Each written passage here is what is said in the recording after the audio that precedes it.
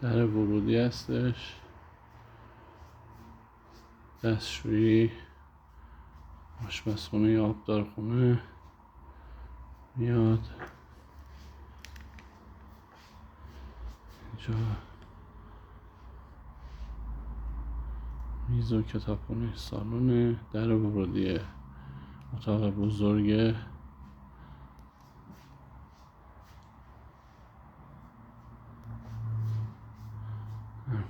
کولر LG، اینورتر، در اتاق بعدی و اینم دوباره در ورودی. این یکی از اتاق هست. حالا ابزاراشون و وسایلشون جمع کردن اینجا. کولر داره. تو تراسش هم 3 کولر اینورتر پکیج. اینم تراسش هستش.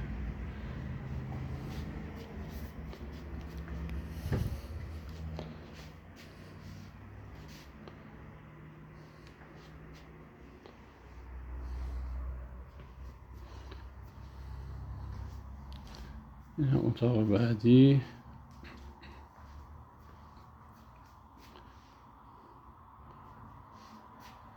یه چیزی حدود 5 متر کتابخونه و کمد و اینا داره. این هم در باز میشه به نورگیر. این واقعا چون طبقه اول هستش دسترسی به نورگیر داره. از کف نورگیر هم جدا شده، میتونه استفاده کنه.